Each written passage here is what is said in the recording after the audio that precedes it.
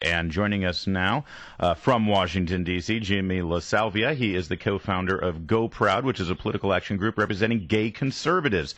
This has been a vexing and challenging issue, I think, for many conservatives, and especially gay conservatives. So it's always good to hear Jimmy's take on it. Hey, Jimmy, good morning. Good morning, Larry. Good morning, Brian. So, Jimmy, like a good conservative, you very much agree with states' rights, getting the federal government out of the personal lives of Americans. So given that and given that understanding of the Constitution, where do you stand on what the Supreme Court decided yesterday? Well, I think that you just said it. Since we started GoProud a few years ago, that was one of the positions we staked out very early on, was that DOMA was a gross overreach by the federal government, and that one thing that we all thought was that members of Congress should be the last people determining who should be getting married in this country. And so we've always defended the states' rights to having control over marriage and family law and administering marriage and family law. So, I've heard you talking about the opinions today, and I think that there are lots to agree with and disagree with, and how the opinion is written or how the dissents are written. But at the end of the day, I'm very pleased that that they have put this back to the states.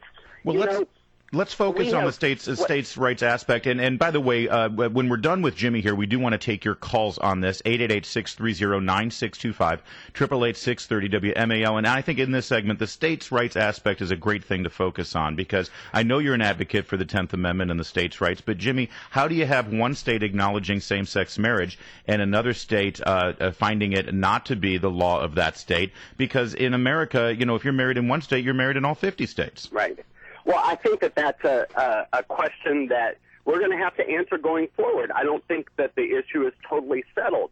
One thing that I've been talking a lot about, and I think that the fact that public opinion has moved on this issue so fast, faster than anyone has ever seen on any other issue, I think that we've reached the tipping point on this issue, that most Americans support same-sex marriage, and those numbers are only growing.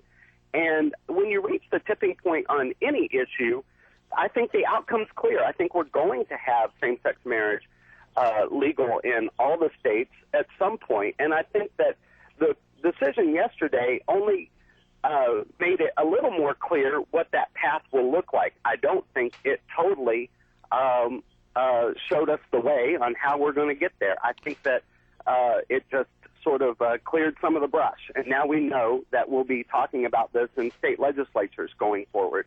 But I think that most people know that there will have to be a discussion about what happens when people move into different states or things like that. Well, it was a 5-4 decision, and many people are looking at the dissent that was written by Antonin Scalia, which was especially powerful. If you look at this from the other perspective, he said, "Some will rejoice in today's decision, some will despair at it. That is the nature of a controversy that matters so much to so many. But the court has cheated both sides, robbing the winners of an honest victory and the losers of the peace that comes from a fair defeat. We owed both of them better." His larger point was the court is overreaching here, and it's judicial activism. Your thoughts?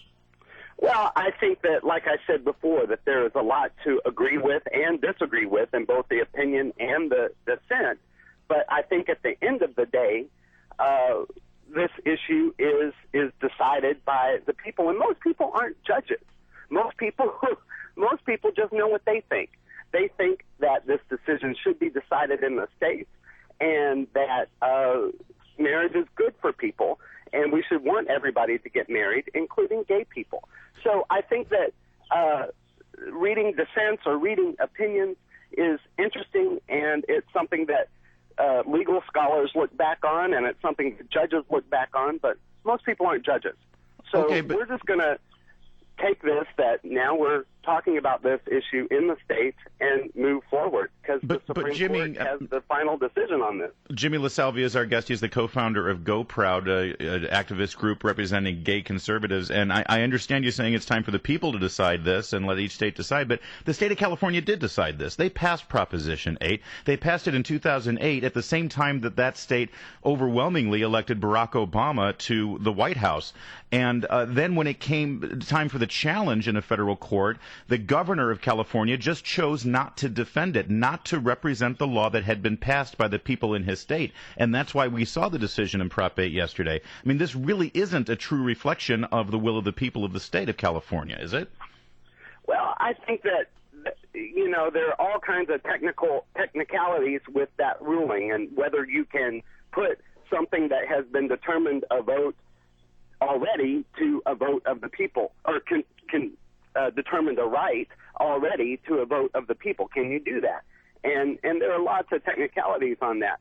I think, the folks who oppose same-sex marriage should be happy that the court did not use that as an opportunity to say that everyone has a right to civil marriage for gay couples across the country. And, right. And, I think that let's just move forward from here and let the legal scholars worry about technicalities in legal decisions. Let's set aside the legal matter for a moment. Let's talk about the emotion of the issue, because I know you're aware that there are a great number of conservatives who just believe that marriage should be between a man and a woman. Right. Maybe they're okay with the idea of a civil union, some of them, but they believe marriage is something special, and they have an emotional, visceral reaction to this. We've actually heard some of that commentary on our air this morning. What do you say to those people? Well, I would just say that this is an issue that is emotional and affects the lives of millions of people like me, too. It affects me in a very, very personal way, and it affects my family and my friends, too. And they know that marriage is a good thing, and I think that we can agree on that. We can all agree that marriage is good for people. And I just have a disagreement in that we should create the special right for straight people. I think that marriage is so good we should want it for gay couples, too.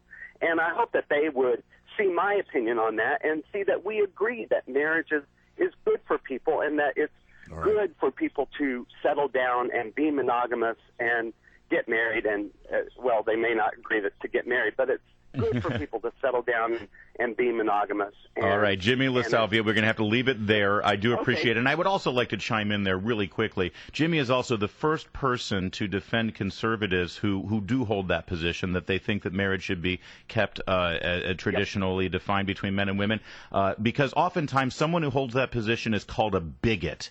And I have heard Jimmy passionately say, no, there are good-hearted people who have that position, and they are not bigots and they are not haters. And I appreciate that, Jimmy. Thank you so much for joining us this morning. Now, we want to know. Thank you, guys.